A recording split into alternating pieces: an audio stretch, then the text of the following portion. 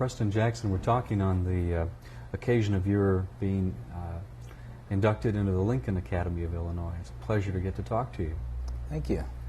We're here in your gallery, in your studio in Peoria, Illinois. I'd like to begin with, you're an Illinois native, grew up in Decatur.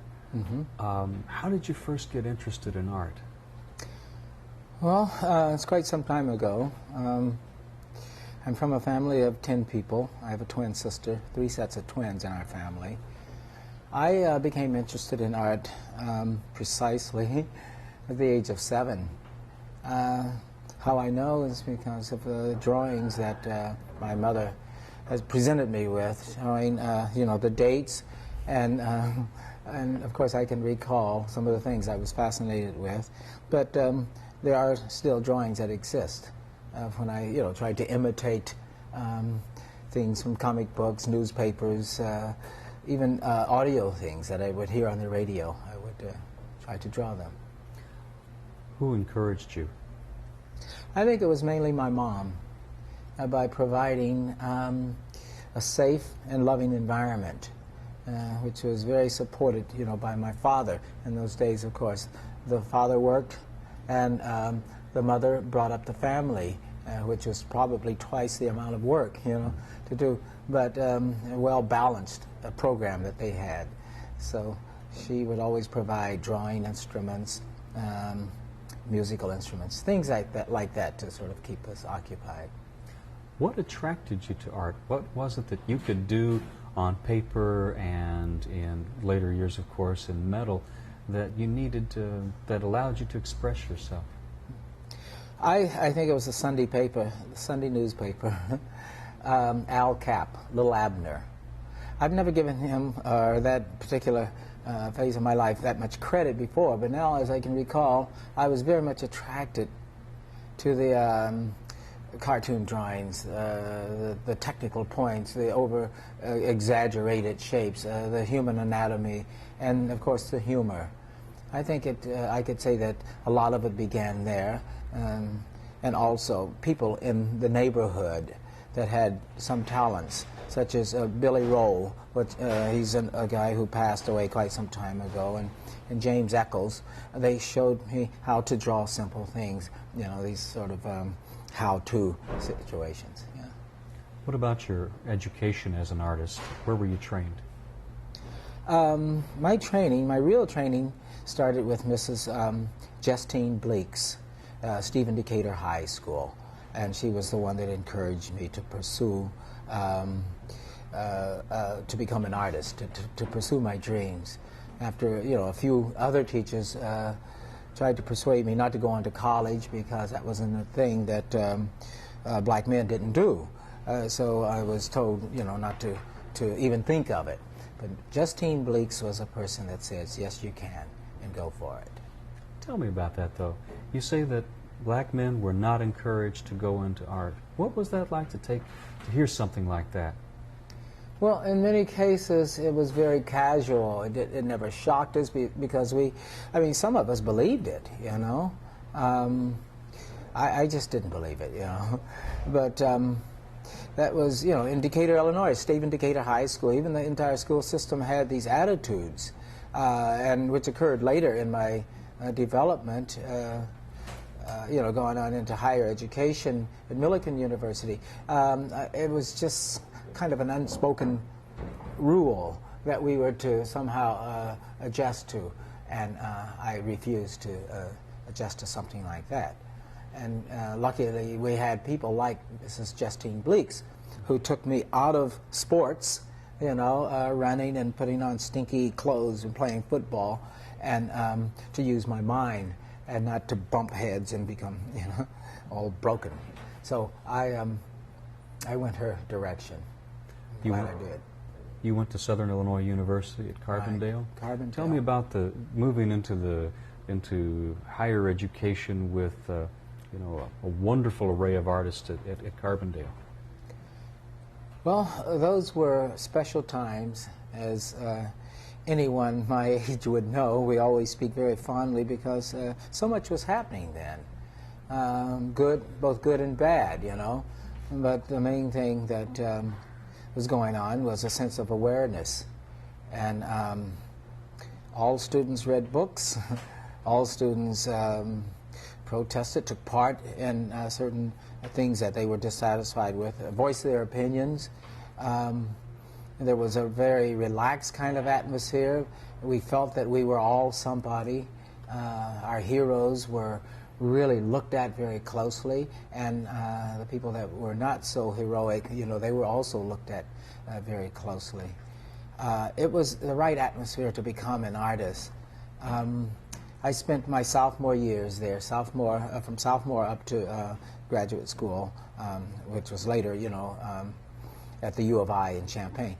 But Southern Illinois will always be, and always is, a special place in my heart. When I think of it, I see it in Technicolor. I see it, even the plants, are different from up north. The climate is different, as you know. It's just a beautiful place to make art, and especially the teachers. Let's talk about them some. Who had an influence on you at Carbondale? Well, first of all, there's Milton Sullivan, and then there's the young Tom Walsh. He was very young at that time, but he was very instrumental in getting bronze casting, silicon sand shell casting here. He's affected so many people throughout the United States. Then there's Mr. Breland, who took us out to Virginia, took my little jazz quartet out to Virginia, Hampton, Virginia, where we performed Langston Hughes. And then there's Nicholas Vergette. God, there's so many. There's not Pat Paulson, but Paulson. Bob Paulson. Paulson, and numerous others. But these people were not in the classroom, not so much involved in administration work, but they were always there for you. I mean, any time of night. We worked in the old glove factory. That's where the sculpture facilities were. I think at the time there was only 2 African Americans in the whole department, Of course, we had our problems, but I can truly say that the instructors made us feel very welcome, because they were involved with a lot of the civil rights issues. I mean, physically involved with them also. How did that find its way into your art? Because I've seen in the Bronzeville series and numerous other pieces around the studio today, I've seen so many things emerge. Tell me about that. Well, there are so many numerous problems. I've always wanted to be able to sit down and paint a landscape and really feel it.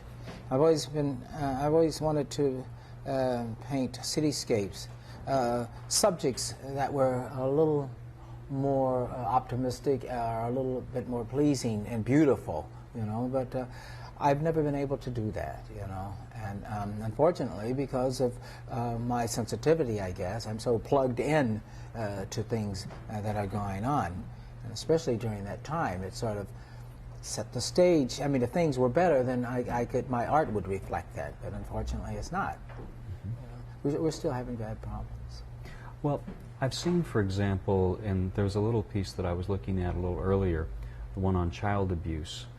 How do things touch you, and then you take that feeling you get and work with it and express it, maybe even exercise it? I get that kind of sense from the stuff you're doing. You're working a lot of the demons out.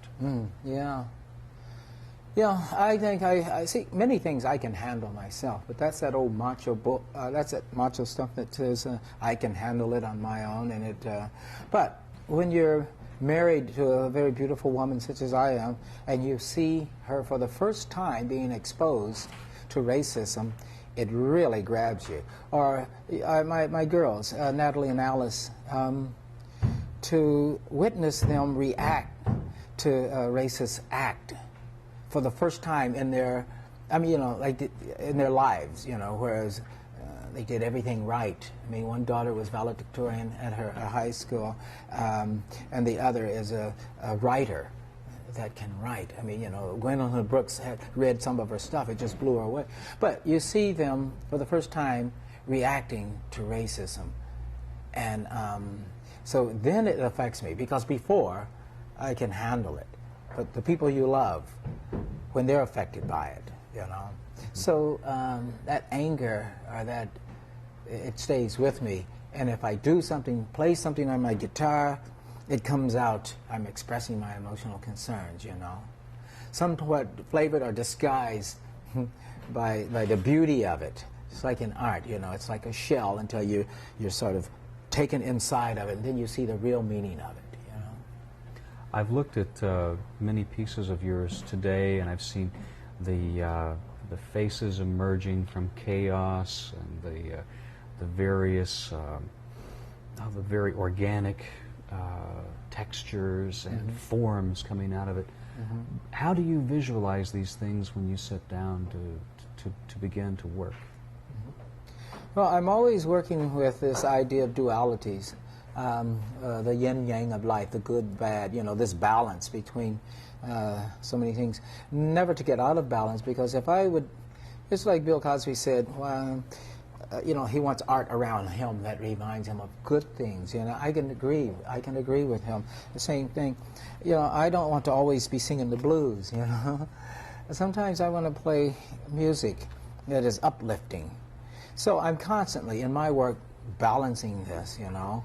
I like for more, but to lean toward more positive things, but many times it's difficult for that to happen because it's not me, it's not what I experience.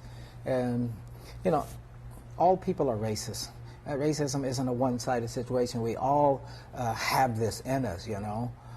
We all have that ability to prejudge, and that's the disappointment that I find in mankind. I think that our schools, our government, I mean, you know, there's things that can be done to help offset this kind of problem. But getting back to your question, yeah, there's this fight between good and evil, sometimes shielded by a beautiful outer structure that is you know, a general statement, a total statement, until you really analyze what it is, what it's doing, the concept behind it, and then it reveals its true self. And that always happens in my art. What do you want people to take away from your art, from the experience of having looked at it, touched it, and internalized it? Well, I want them to leave my art by, well, with something optimistic, for one thing. I want them to feel that this is a lesson that's transferred through the eyes of an artist, through the eyes of a very sensitive person, and hopefully they go away with the feeling that I could do something about this, or I must be more aware of it, I must speak about it. I just want them, you know, it's a learning thing. It's a teaching object, you know. And like the slave ship, you know, that's what it is. That's what I want them to see. I wanted to ask about that in particular because there's so many things going on in that ship. Everywhere you look, there's a lesson. How did you get the idea for it and then start to make it tangible? Well, it started off as a vessel. You know, many times I sort of refrain from calling it a ship. It's like a container. It's, you know, you'll see a lot of wheels on my work. This is many different sailing vessels or steam-powered vessels in one. The ship that we're speaking of is one that is in Chicago on the Navy Pier. But there are many different ships in one. It changes faces. It changes faces simply because when the individual is looking at it, they move slightly, it becomes something else. It even takes you into inside the skeletal structure, and you see these little rooms that are underneath the deck. And so it's like a vessel that carries dreams, ideas, forcibly and not so forcibly. There's the Mersey, which was an Irish ship, the 1920s, that brought the Irish over here during the potato famine and what they had to endure. And then there's the SS St. Louis, the Jewish ship. Well, it wasn't a Jewish ship, but they brought Jews over here seeking asylum and later to return back to Germany where many of them were put to death. So this is a teaching vessel that tells us never to forget these things. Because when you talk to, I listened to an interview skinheads, you know, that they were, you know, talking about racism and who they are and the Aryan race and all that stuff. I kind of felt sorry for them. I didn't dislike them at all, you know. And I felt sorry because they did not understand history. They did not understand the millions that were sent to labor camps, or the millions of people that were slaves, that were pushed overboard, that jumped overboard, that committed suicide during the Middle Crossing, you know. And the plight of the Irish who came over here, the conditions, a lot of them died, you know. So my pieces teach. Your pieces teach, and you teach. You teach at the Art Institute of Chicago. You teach here in Peoria, and have taught around Illinois for the past 20, 30 years now. You don't have to do that. Why do you want to engage in learning activity with other people? Well, I grew up as a teacher, Western Illinois, in Macomb, Illinois. That's where I had my real professional upcomings, or whatever. My love for teaching, it started there.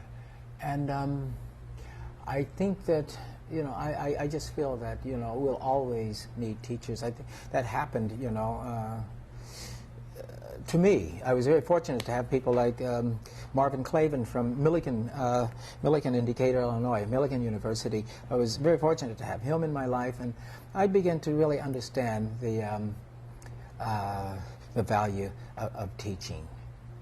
I sort of strayed away from. It's all right. Okay.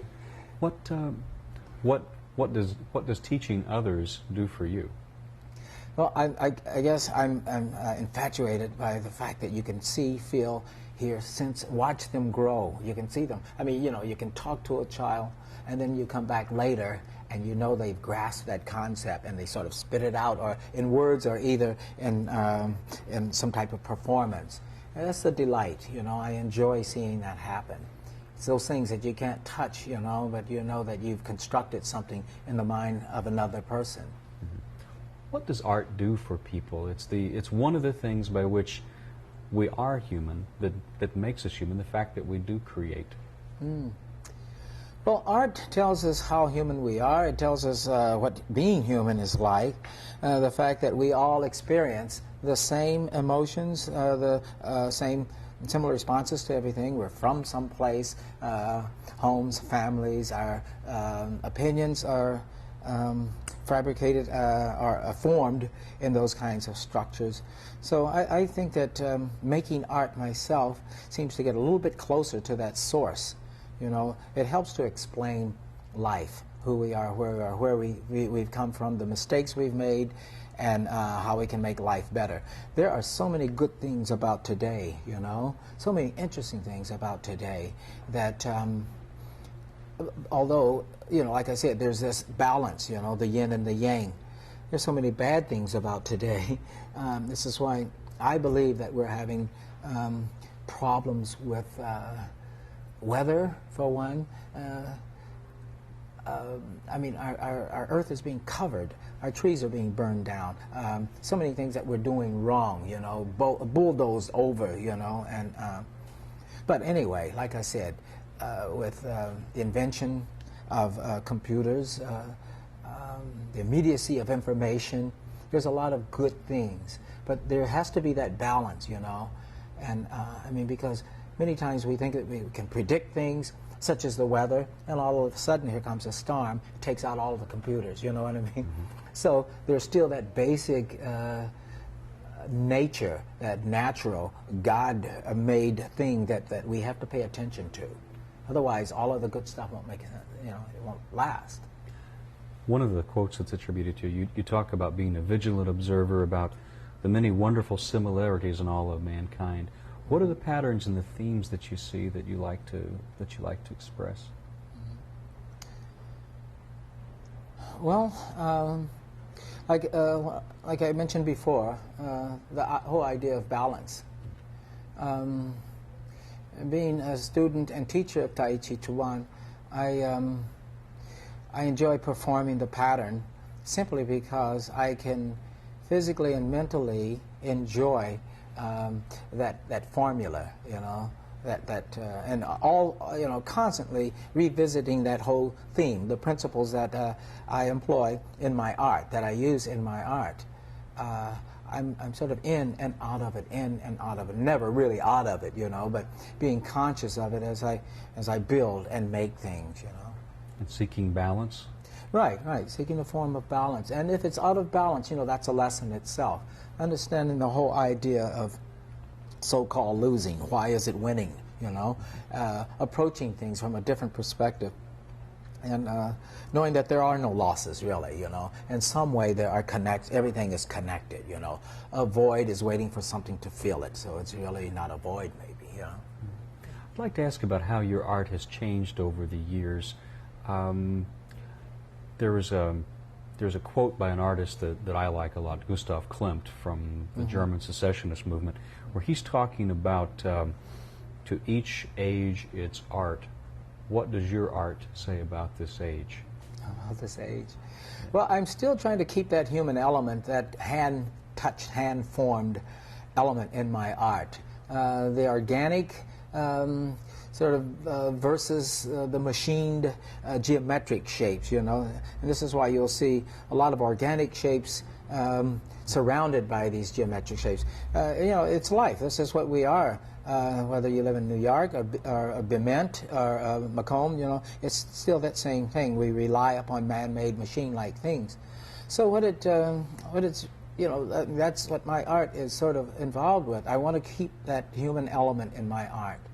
And I guess, the concept itself being a very strong, emotional, or passionate kind of idea, I want it to be reflected in my art, Who were your artistic heroes? I see in some of the bronzes here, the Nubian statues, I see some of Rodin there. Yes, definitely Rodin. If we're talking about the very famous from years ago, the name Rodin would immediately crop up. Charles White, who exhibited at the U of I when I was over there as a grad student, Charles White. I think one of my strongest influence would be Richard Hunt of Chicago, Illinois. I like Peter Fagan's work. To me, Peter Fagan is probably one of the best figurative sculptors in this country, Little is known about him, but he's beginning to move. I consider him equal to Bruno Lucchesi's work. Who else? Well, I mentioned Richard Hunt. I think Richard's probably one of the strongest influences. I strayed a little from my own question a little earlier when I was starting to ask about how your own art has changed over the years. Can you detect any ways in which, as you've matured, different things express themselves in your art? Different subjects interest you, and you don't want to remain static. You want to keep growing. Right. Another influence, not particularly a person, but an environment, which was Chicago. All of a sudden, and Anne Mullen, she stated this. She's another artist. She says, "Preston, your work has just changed so much. I hardly know you anymore." When I went to Chicago in 1989 to teach at the Art Institute, my work just it completely turned around. I served on panels, at the School of the Art Institute as one of the critique panels, and every year we do it twice a year, and we're involved in critiquing works of graduate students and even works of our own, among the instructors. But I think that having been selected to teach there, that has been a big influence on my art, on my life. I really, even during the summers, I miss being up there because of that kind of environment. You see and you feel so much. But my work has changed quite drastically because of being in that environment. Is it because you're plugged into such a thriving metropolis of people and imagery and sights and sounds? Right. Oh, yeah. I mean, especially on the streets. During my lunch hours, after hours, the musicians, high quality. Chicago is a city. It's a big, wonderful, nasty, bad, interesting, beautiful. I mean, if you can't make it there, that's where you're taught. Just being there, you can feel it, and that's what has happened to my art. And now it's like I can't stop. I can't. I mean, every day I want to be in that studio. Where do you see yourself going? Well, I want to continue to talk about, to speak about, to model about history. I want younger people, especially the so-called gangbangers and all of this negative energy that somehow our kids tend to drift toward.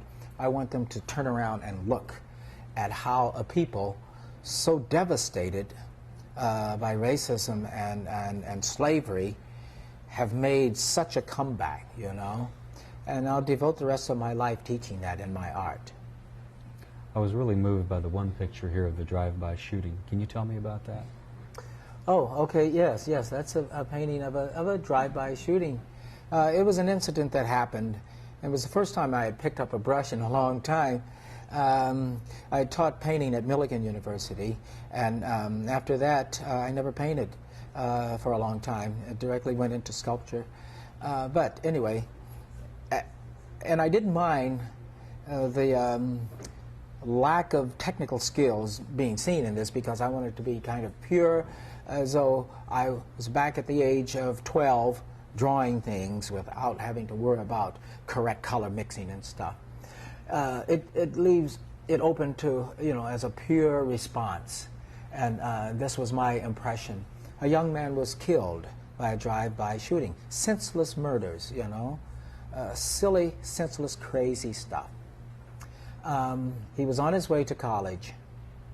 He was out of the so-called hood, but he went back one more time just to tell the homeboys goodbye, Mm-hmm.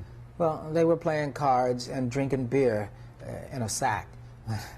And as they were speaking to each other, a sedan drives by, and a clown-like figure jumps out and starts firing at random in that direction, maybe mistaking them for, but just the craziness, the stupidity of it all. I recorded it. The young man was killed, never fulfilled his dreams, and it's something that happens over and over and over. And it's like a cartoon. It's colorful.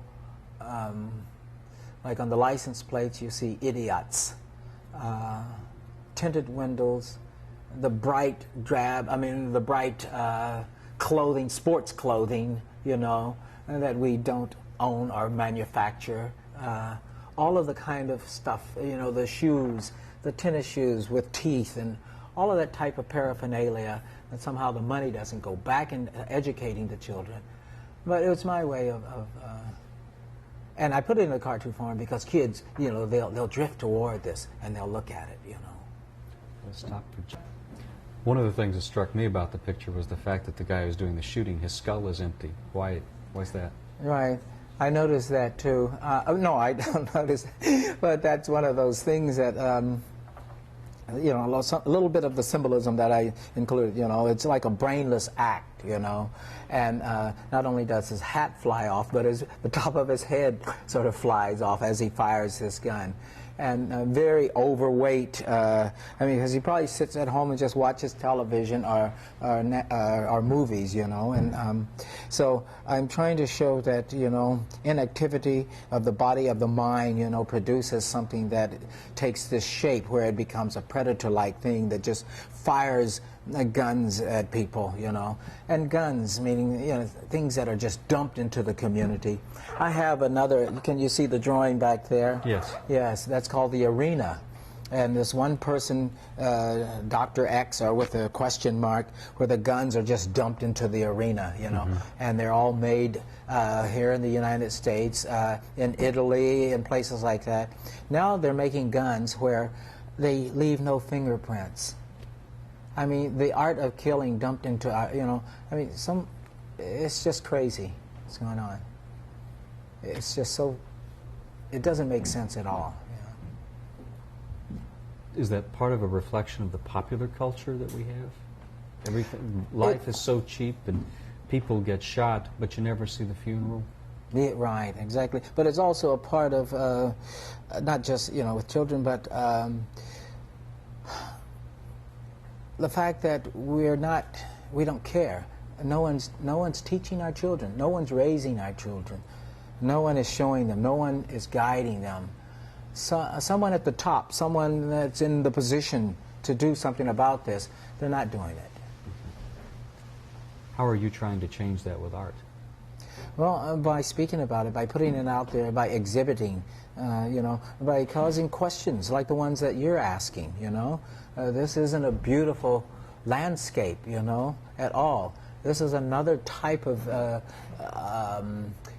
imagery that you're drawn into. This is another kind of endowment. I mean, you're not going to look at this years from now as a art historian and say, well, this is just a neighborhood and the kids are playing and having fun, playing. No, this is going to make you think. And this is why everything is to the point, everything is visible.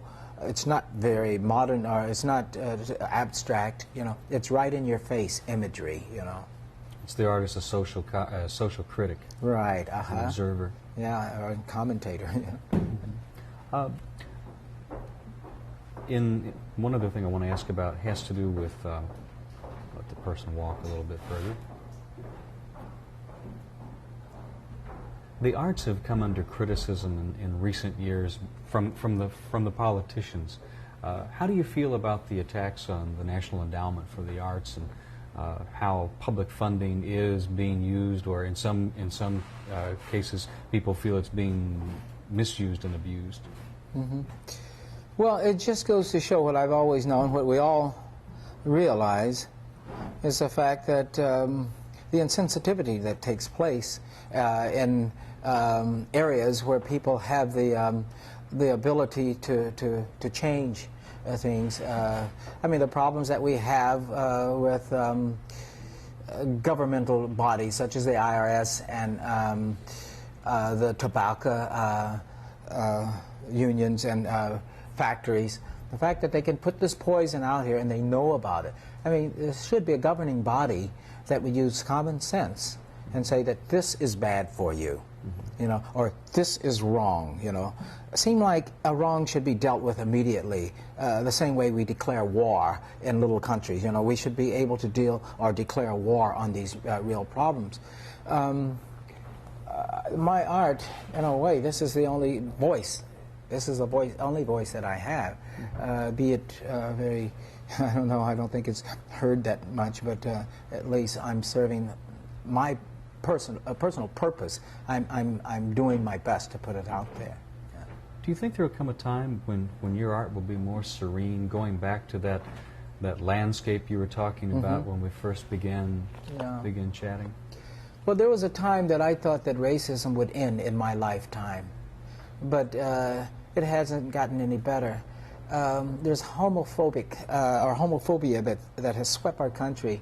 There are people, simply because their sexual preferences, that are being treated like criminals, still in this day and age, So, I don't think that it's going to change in my lifetime. I'm just making an effort as much as possible, because art, to me, this is why I work in bronze.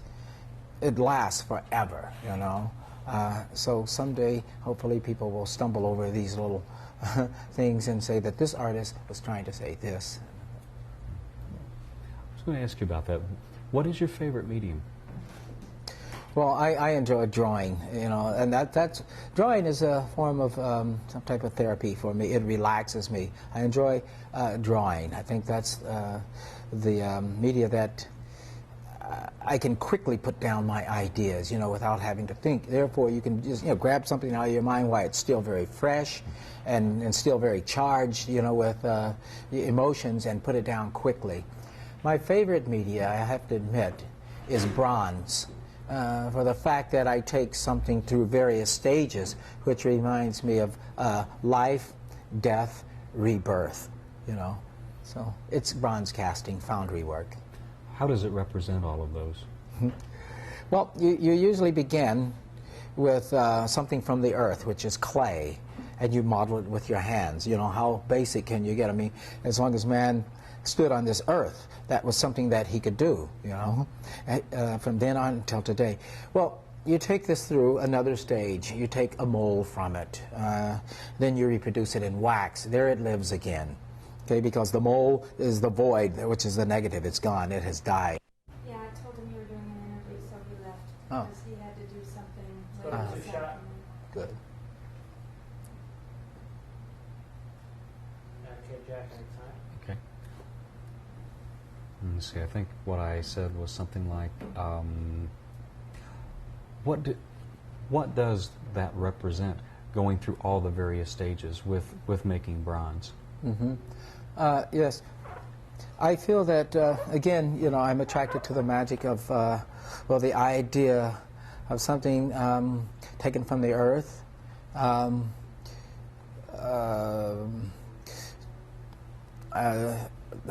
of death that occurs, and it's reborn in another form, and then that is repeated. So the idea of, you know, this kind of cycle, it goes on and on, you know, where does death end, where does life begin, you know? I can see this very beautiful cyclic pattern that takes place, meaning that it's a circle, it never. So it never ends or never begins. So when I bronze cast, when I'm involved with bronze casting, that same thing occurs. You can take something as basic as earth and form it with your hands, which is something that's been done, you know, thousands of years, millions of years ago, and still being done today. I create a pattern, and this pattern is formed by my mind magic, you know, what I see, what I feel, you know. I make it live again in another material, from a pattern, which is earth, to wax, from wax to bronze, and between those processes there's the mold making. So that's what I'm attracted to. Even the spruing systems and the gas escape vents that we attach to it. It's like veins in the body that carry life to these places and cause it to grow. So there's all of that involved in it. And as you said, it lasts forever. Right, bronze is a very strong material. I mean, it's here for a long time. Let's see. As you look back over your career, and it's been a rich one, and we wanted to certainly see it go on and on. Before I go to that question, I didn't ask about the Bronzeville. Oh, Bronzeville to Harlem. Yeah, I didn't ask that. I got to ask about that because we've got some pictures from that. Oh, good. What inspired that? What inspired Bronzeville to Harlem? Well, 3 years ago, I decided to work on a different scale. I had so many ideas in my head. How can I say as much as I can, as quickly as I can? Well, the answer was to reduce the scale, and that meant a lot of figures. What subject is very close to my heart? Duke Ellington, Count Basie. Where did they come from? Places like Harlem, places like Chicago, you know. Favorite subjects of mine, the automobiles, the glamour, the costumes. I mean, these things existed. The pride, for one thing, especially, you know, the soldiers, the musicians. Many musicians possessed the ability to read music. There were orchestras. They owned these buildings, you know. I mean, they had neighborhoods where people did not lock their doors, where people walked the streets freely, and nothing like gang or violence or drive-by shootings. Of course, that did exist, but it was by people like, you know, Al Capone, and there were the black mafia, like, I don't want to use the word mafia, but black crime organizations, but not on the scale or the type of involvement that we see today. Here it's unexpected and it's at random, and a lot of innocent people die from it, you know. But anyway, the pride and the glamour, the color, the sounds, all of that. So I begin to construct this, you know, to reconstruct it as realistic as possible, meaning you can never go home and repeat anything again or rebuild it. But to a certain degree, you could construct things and make people, cause people to inquire, to read about, and to remember, and to teach. Yeah. And it keeps growing. It does. In fact, I just cast about 12 figures just recently, along with the automobiles. You know, we're going to saturate this with activity in the form of figures and all of this movement that happened, because that's how it was, judging by the old photographs that I'm working from. Now, I'm going to ask you, as you look back over your career, what do you think your lasting legacy will be? Well, I hope it will be that of a person that's giving, a person that enjoys the art of giving, a person that recognizes the value in giving. I think that's what I enjoy mostly, you know. I've never thought of myself as obtaining a lot of wealth or anything like that, but I want to be able to maybe point the way to others so that they can obtain happiness in some form, you know. So I think the thing about giving, that's very big with me now. Maybe it has always, but now it's a little different because I have a lot of time behind me, and I understand the value of different attitudes, priorities, things that we work hard for, you know. And the material things just seem to not be it. But the fact that you can give something to the mind of a younger person and watch them light up with knowledge, you know, that's what I want to do. Wonderful note to close on. Preston, thank you so much for the time today. This has been wonderful. Thank you for doing it. Oh, it's been fantastic. We need to sit here for a little bit so we can have something to roll some credits over. Oh, and okay. I do want to ask you at one other little thing before we go about actually getting the nomination to be in the Academy and all that. Okay. Right. All right. I'll mention Jane Borland's name because she was the person that really was behind my getting it, you know. This is a good time? Yeah. Okay. And I always ask this of every laureate that I get the chance to talk to. What was your feeling upon getting the word that you were going to be nominated for the Lincoln Academy? Well, first of all, I had to inquire what was it about, you know, because I wasn't that familiar with it. And after I found out, I said, oh, this is that award, you know. Ramsey Lewis, I mean, I'm naming these people, Gwendolyn Brooks, and I said, wow, you know, maybe they made a mistake, you know. I seriously thought they made a mistake because how did I deserve such an honor? But, you know, I guess, you know, not being aware of who you are, what you're doing so much, you just do it, you know. And I guess evidently I've been doing the right thing. So Jane Borland, a very wonderful woman here in the city of Peoria, Jane Borland nominated me, and she also informed me that I was to receive it. Very gracious person, and anything that, you know, she has that she's involved with, I better take it serious, and so that's how it all came about. I'm very, very grateful. Well, you're in wonderful company, and you have been doing some things right. There's no question about that. Thank you. Thank you.